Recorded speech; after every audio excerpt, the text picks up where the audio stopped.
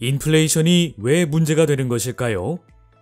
사람들이 인플레이션을 좋아하지 않으니까 인플레이션이 문제라는 것입니다. 1970년대 미국의 인플레이션율이 비교적 높았을 때 여론조사 결과를 보면 인플레이션이 미국이 직면한 가장 심각한 문제로 나타났죠.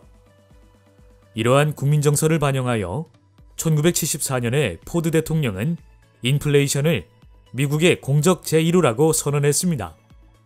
하지만 인플레이션이 사회에 끼치는 비용은 정확하게 무엇일까라는 질문에 대한 답을 들으면 여러분은 아마 놀랄지도 모릅니다. 사실 인플레이션으로 인한 여러 가지 비용을 파악하는 것은 생각처럼 간단하지가 않죠. 미국의 인플레이션율이 1970년대 말에는 인플레이션이 경제정책에 관한 논쟁에서 압도적인 비중을 차지했습니다. 그리고 지난 30년 동안 인플레이션율이 낮았음에도 불구하고 인플레이션은 여전히 주목받는 거시경제 번수입니다. 이와 같이 인플레이션은 심각한 경제 문제로 인식되기 때문에 주목받고 널리 논의됩니다. 하지만 인플레이션이 정말 심각한 경제 문제일까요? 사람들에게 인플레이션이 왜 나쁘냐고 물으면 애써 벌어들인 돈의 구매력을 빼앗아가기 때문이라고 말할 것입니다. 그러나 잘 생각해보면 이것은 착각입니다. 물가가 오르면 재화와 서비스를 구입하는 사람들은 더 많은 돈을 지불해야 하죠. 그러나 이와 동시에 재화와 서비스를 파는 사람들은 판매하는 물건에 대해 더 많은 돈을 받습니다. 대부분의 사람들은 노동과 같은 서비스를 판매하여 소득을 올리므로 물가가 상승하면 동시에 소득도 상승합니다. 따라서 인플레이션으로 인해 사람들의 실질적인 구매력이 감소하는 것은 아니죠.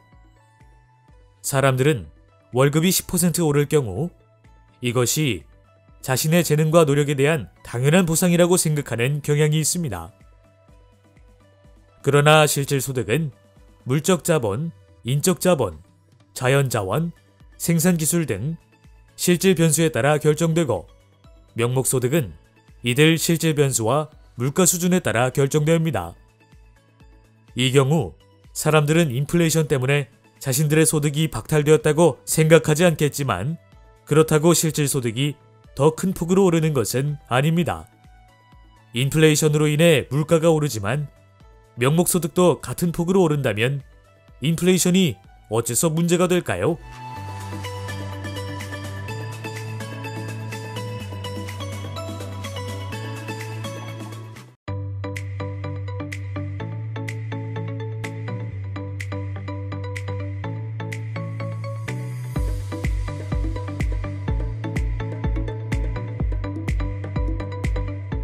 올해에는 일야드가 36인치인데 내년에는 몇 인치가 되어야 하겠는가라고 사람들에게 질문해 봅시다. 아마 대부분의 사람들은 여전히 36인치가 되어야 한다고 대답할 것입니다. 그렇지 않다면 생활이 필요 이상으로 복잡해질 테니까 말이죠. 마찬가지로 화폐도 경제활동을 측정하는 하나의 단위입니다.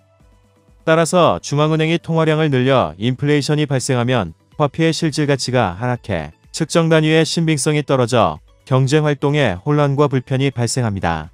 사실 인플레이션으로 야기되는 경제적 혼란과 불편에 따른 비용을 계산하기는 어렵습니다. 인플레이션이 있으면 서로 다른 시점에서 발생한 수익과 비용의 실질 가치도 제각각이므로 그 차액인 기업의 이윤을 계산하는 것도 복잡해집니다.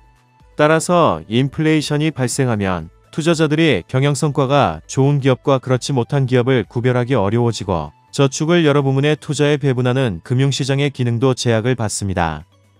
예상치 못한 인플레이션은 사람들의 능력과 필요에 상관없이 부를 재분배합니다. 예를 들어 한 학생이 대학 등록금을 마련하기 위해 은행에서 금리 7%의 2만 달러를 융자받았다고 가정하죠. 이 원금에 10년 동안 매년 7%의 복리이자가 붙으면 원리금 상환액은 4만 달러가 됩니다. 그런데 10년 뒤 4만 달러의 실질 가치는 인플레이션율에 따라 좌우됩니다. 이 학생이 운이 좋아서 초인플레이션이 발생하면 임금과 물가가 너무 빠른 속도로 상승하여 푼돈을 가지고도 4만 달러를 갚을 수가 있죠. 반면에 디플레이션이 발생하면 임금과 물가가 하락하여 원리금 상환액 4만 달러의 실질 가치는 예상한 것보다 훨씬 커질 것입니다. 초인플레이션이 발생하면 원리금 상환액의 실질 가치가 하락하므로 돈을 빌린 학생에게 유리하고 돈을 빌려주는 은행은 손해를 봅니다.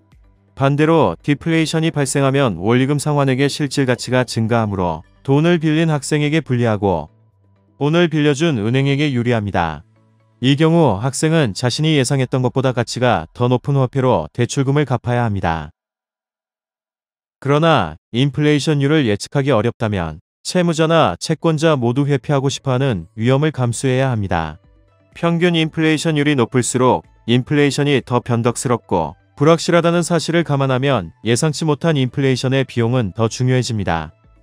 이러한 사실은 여러 나라의 경험을 분석해보면 쉽게 알 수 있습니다. 20세기 독일의 경우처럼 평균 인플레이션율이 낮은 나라에서는 인플레이션이 대체로 안정적이었습니다. 이에 반해 평균 인플레이션율이 높은 중남미 국가들의 인플레이션은 불안정한 경향이 있었습니다. 이것은 어떤 나라에서 높은 인플레이션을 조정하는 통화 정책을 시행하면 예상된 높은 인플레이션에 따른 비용을 부담해야 할 뿐 아니라 예상치 못한 인플레이션에 따른 부의 자의적인 재분배도 감수해야 하죠.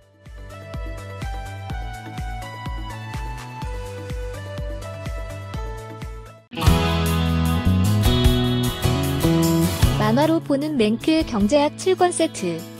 1권 경제학의 10대 기본 원리. 2권 시장의 작동 원리. 3권 기업의 행동 원리. 4권 소득 분배의 기본 원리와 경제학의 새로운 분야. 5권 국민경제의 기본 원리.